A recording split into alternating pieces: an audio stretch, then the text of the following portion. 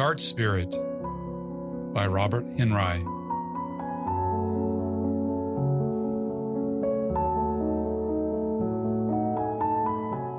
Letter, Pleiades Club Yearbook, 1918. I have no sympathy with the belief that art is the restricted province of those who paint, sculpt, make music, and verse. I hope we will come to an understanding that the material used is only incidental, that there is artist in every man, and that to him the possibility of development and of expression and the happiness of creation is as much a right and as much a duty to himself as to any of those who work in the especially ticketed ways. There is much talk of the growth of art in America, but the proof offered deals too often with the increase in purchases. I'm sure it often happens that the purchaser believes he has done his art bit for himself and for the public when he has bought. Being a struggling artist myself, far be it from me to say he should not buy, but buying is not enough. We may build many imitation Greek temples, and we may buy them full of pictures, but there is something more. In fact, the one thing more which really counts before we can be an art nation. We must get rid of this outside feeling of looking in on art.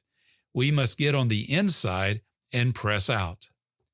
Art is simply a result of expression during right feeling. It's a result of a grip on the fundamentals of nature, the spirit of life, the constructive force, the secret of growth, a real understanding of the relative importance of things, order, balance. Any material will do. After all, the object is not to make art, but to be in the wonderful state which makes art inevitable. In every human being there is the artist, and whatever his activity, he has an equal chance with any to express the result of his growth and his contact with life. I don't believe any real artist cares whether what he does is art or not. Who, after all, knows what is art? Were not our very intelligent fathers admirers of Bouguereau? And was not Bouguereau covered with all the honors by which we make our first? And were they not ready to commit Cézanne to a madhouse? Now look at them. I think the real artists are too busy with just being and growing and acting on canvas or however like themselves to worry about the end. The end will be what it will be. The object is intense living, fulfillment, the great happiness in creation. People sometimes phrase about the joy of work. It is only in creative work that joy may be found. To create, we must get down to bedrock. You cannot construct unless you get at the principles of construction. The principles of construction are applicable to any work. If you get away from these principles, your structure will fall down when it is put to the test. Governments have fallen because their ideas of order were not based on natural principles. Sentiment, money, violence were not the agents in the creation of that master work of art, the flying machine. The Wright brothers had a wonderful will to comprehend natural law. Billions of dollars could not buy, blind faith could not persuade, violence could not compel the flying machine. It came with the expenditure of comparatively little money, no sentimentality, and came easily because they went to the right source. We will be happy if we can get around to the idea that art is not an outside and extra thing, that it is a natural outcome of a state of being, that the state of being is the important thing, that a man can be a carpenter and be a great man. There is a book about a fisherman written by Jeanette Lee called Happy Island, a very simple little book, but it is worth reading apropos, for that fisherman was a great man and had in him the secret of a great nation. I think a great nation must be a happy one. I remember a great picture. It is no larger than my two hands. It represents 7 pairs and evokes everything, cathedrals, beautiful ladies. Such was the spirit of the artist that for me, he projected universal essentials of beauty. In his 7 pairs, he evidently found a constructive principle and expressed it. The great thing lies in the little things as well as in the big. If I were to try to review the art of the past year, it would be to estimate how far we have gone in this idea. But I will not try to review the art of the past year. It can't be done. It is too near to us. We have been terribly busy with it, and it is not yet through with us. Our past is our mystery. It is the tangle we have made of our hopes when we have come up to them.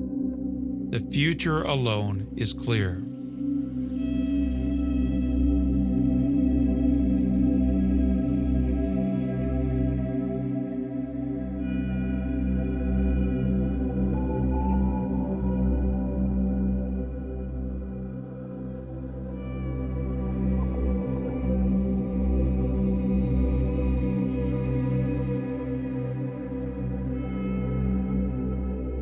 No nation as yet is the home of art. Art is an outsider, a gypsy over the face of the earth.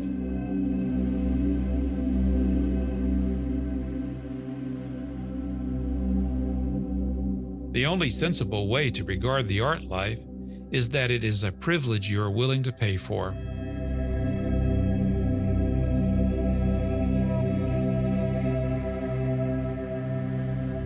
Seldom has the great art or great science of the world been paid for at the time of creation. It has been given, and in general has been cruelly received. You may cite honors and attentions and even money paid, but I would have you note that these were paid a long time after the Creator had gone through his struggles.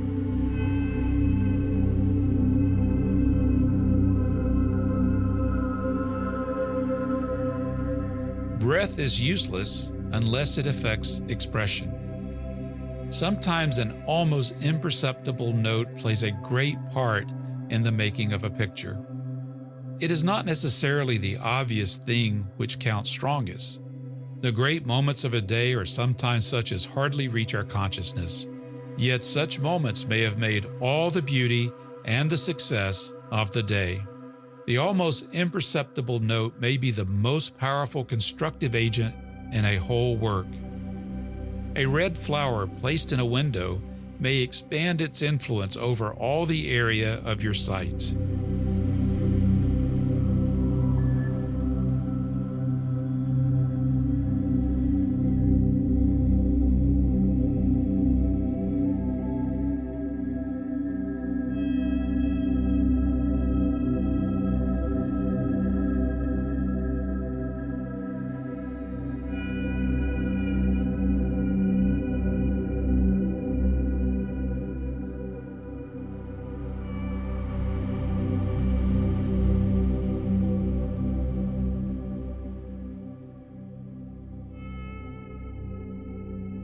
A man possessed of an idea, working like fury to hold his grip on it and to fix it on canvas, may not stop to see just how he is doing the work, nor may he consider what might be an outsider's opinion of it.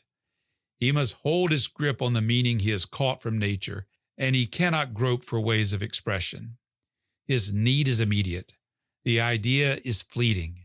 He must have technique, but he can now use only what he actually knows. At other times, he has studied technique, tried this and that, experimented, and hunted for the right phrase. But now he is not in the hour of research. He is in the hour of expression. The only thing he has in mind is the idea. As to the elegance of his expression, he cannot think of it. It is the idea, and the idea alone which possesses him. And because it must be expressed, because he has need to express it, he makes a great draft on his memory, on all his store of knowledge and past experience, and all these he regulates into service. If later we find that there was an elegance in his expression, that there was brilliant technique, still he was not aware of it at the time of its accomplishment. It is only the sign of the success of his effort to recapture all his knowledge and make it work for him at a time of great need.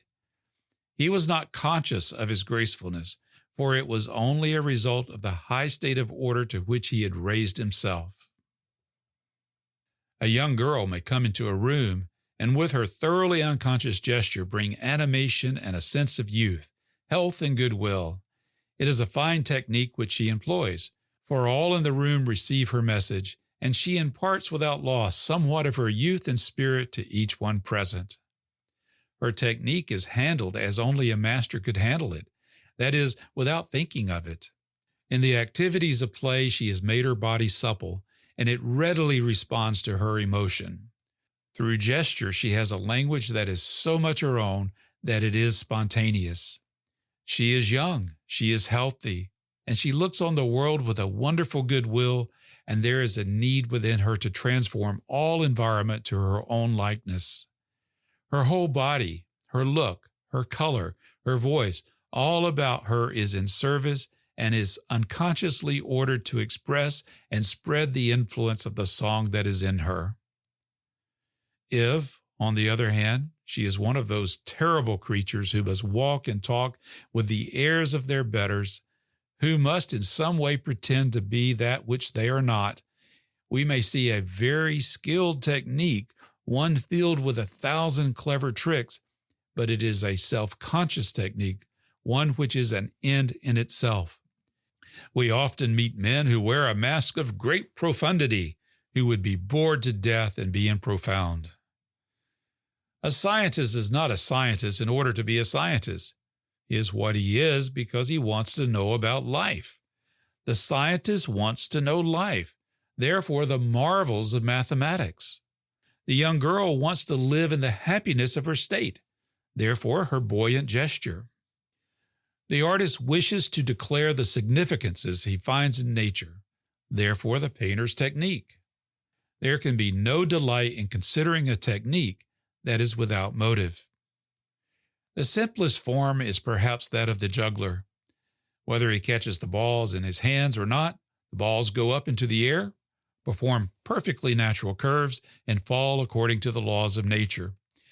Whether he catches them or not, what the balls do is equally beautiful, but the motive is to catch the balls, and the marvel is in the manifestation and the achievement of the motive.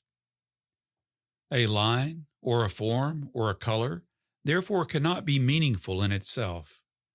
It must have motive, and to have motive, it must be related to other lines, forms, and colors.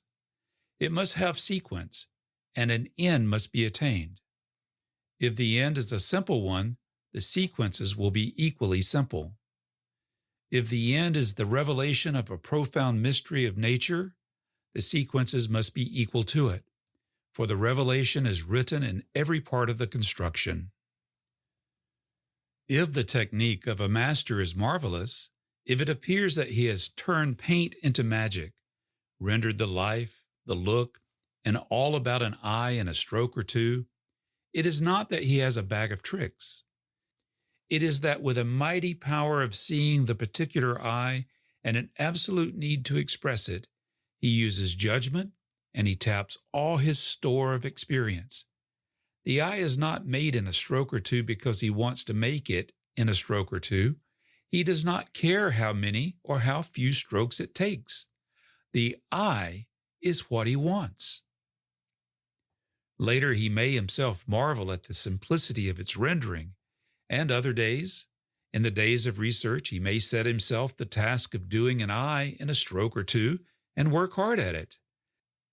It is likely that in such conscious effort, he will not come anywhere near equaling the aforesaid eye, but what he will do and what he will think in this experience will seek into him and will become part of that store which must open up when again he is in the state of great need.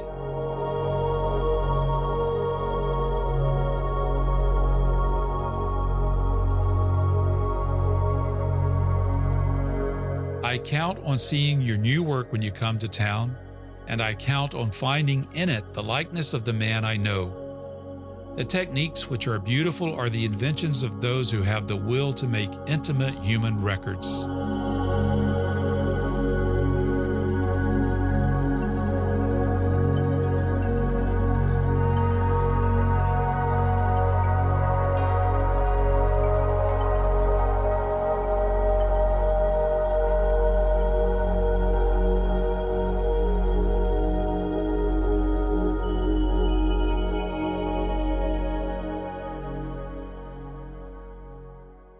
Be a warhorse for work and enjoy even the struggle against defeat. Keep painting. It's the best thing in the world to do. Learn that there are different views and that it is up to you to make your own judgments.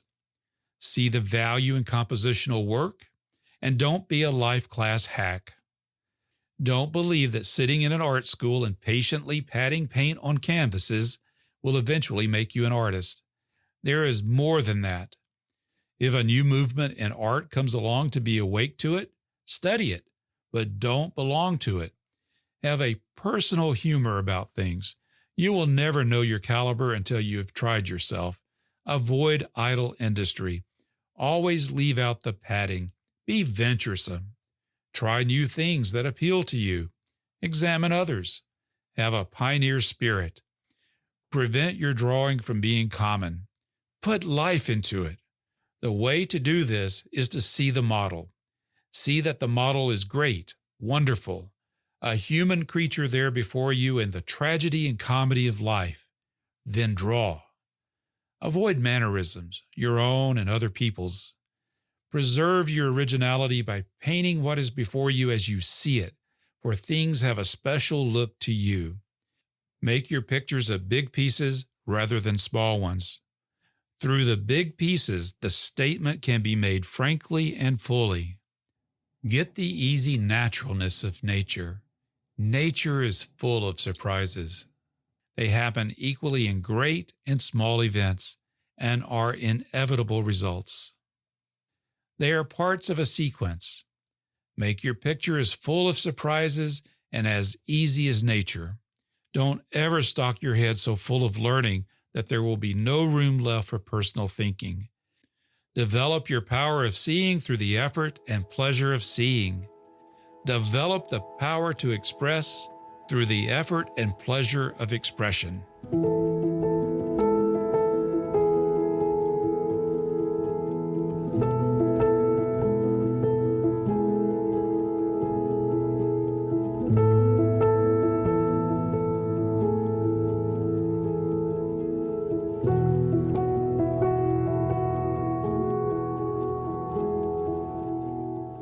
Ways of study.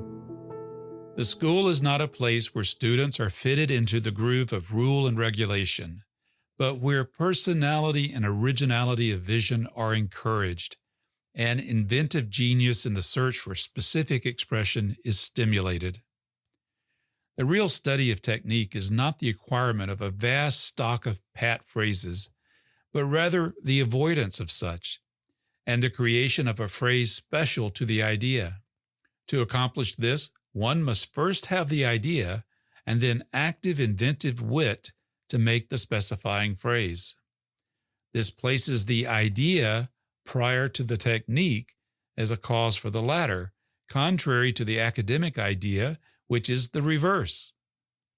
I am saying this with reference to the hard grind and grammar ideas. Hard grind.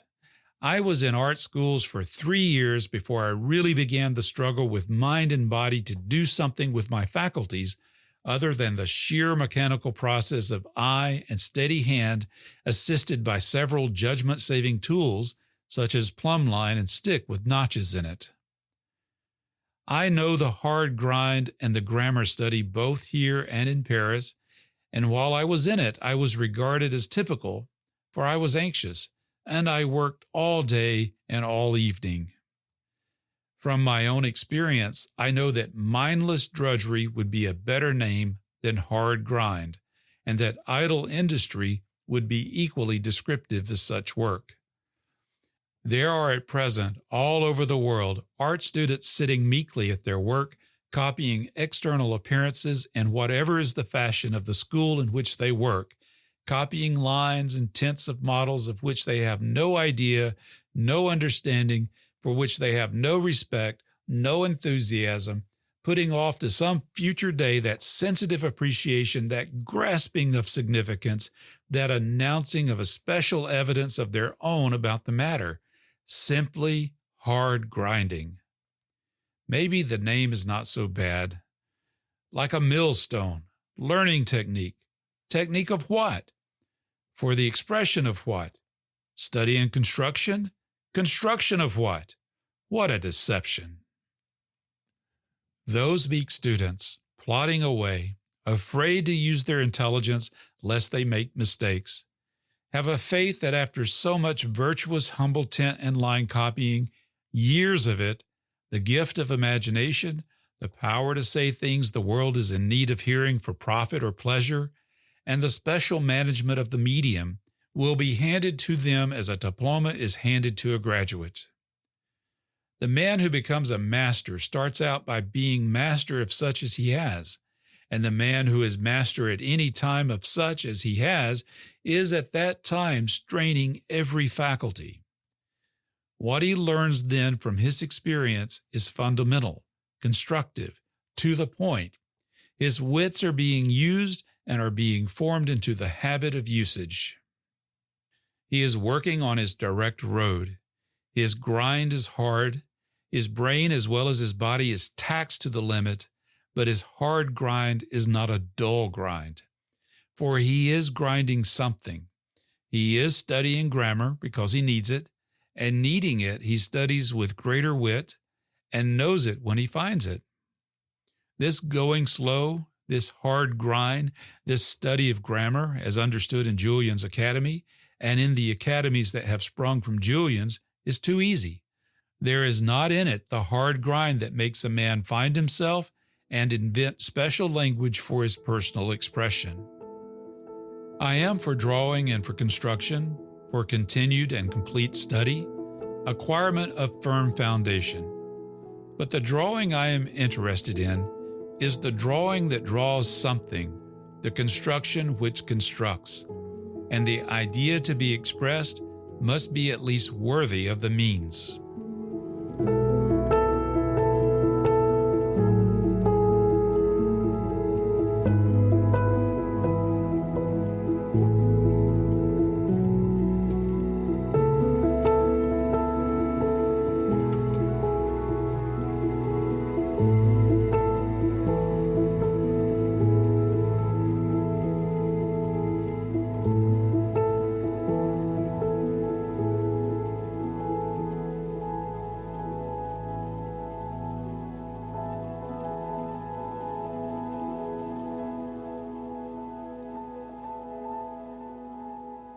I find nature as is a very wonderful romance, and no man-made concoctions have ever beaten it, either in romance or sweetness. Everything depends on the attitude of the artist toward his subject.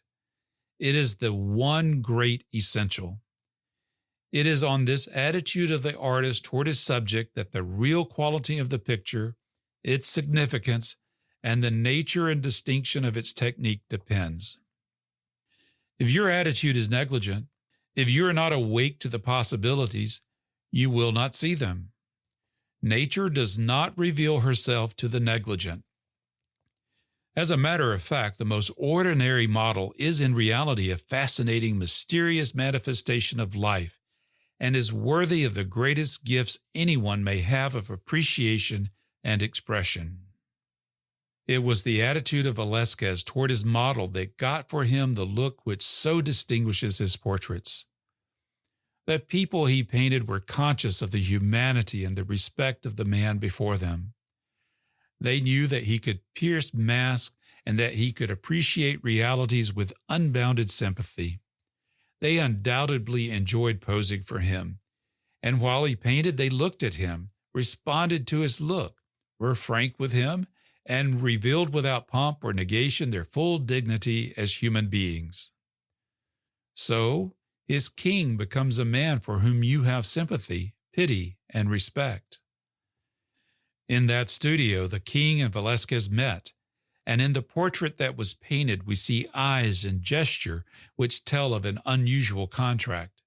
To Velázquez he responded, and he was safe to take his true position, that of a man, not good, not bad, not great, but conscious of the futility of pomp, touched with sadness, possessed of a certain innate dignity, and craving above all things just that kind of human sympathy and respect which Velázquez, with love and without fear, was capable of giving. Philip the Fourth set for many portraits to Velázquez, and it was probable that he did so because the contact meant for him his greatest moments. There is something in environment which affects all men, causes them to live for a time in a surprising fullness, or, on the other hand, causes them to close up. By a compelling impulse, a man goes for a day in the woods. Just why the impulse came to break his usual habit, he does not know clearly, rather wonders at it, but there is some vague thought of freedom. He plunges into the rough parts of the wood, climbs under and over. He runs wild. He tears his clothes, but it does not matter. The business of his progress is met with enthusiastic energy, and time passes as in a dream. And concurrent with his action, there is thought of a surprising fluid character. His attitude toward the life he has just stepped out of has wholly changed. Intricacies untangle. He sees people and new values. Bitter feelings have disappeared. He is over and above all petty grudges, envies, or fears. Something has happened. The spirit of the wood has possessed him. He has got into rhythm. Surely he is no longer in his usual plane of life. It is a day of clear seeing. Days later, in his office, he cannot recall just what it was that passed, just what that ecstasy of the wood really meant, but he has a memory that he had seen into his life, and had seen it from a different angle and in a way that simplified many matters. When the dwarfs posed for Velázquez, they were no longer laughingstock for the court, and we see in their portraits a look of wisdom, human pathos, and a balancing courage. Velázquez knew them as fellow men with hearts and minds and strange experiences. He knew them as capable of sensitive approach. Even in the madman, it is the glimmer of human sensibility, a groping of a puzzled heart, that makes the great moving force of the picture. Where others saw a pompous king, a funny clown, a misshapen body to laugh at, Velázquez saw deep into life and love, and there was response in kind for his look. If you paint children, you must have no patronizing attitude toward them.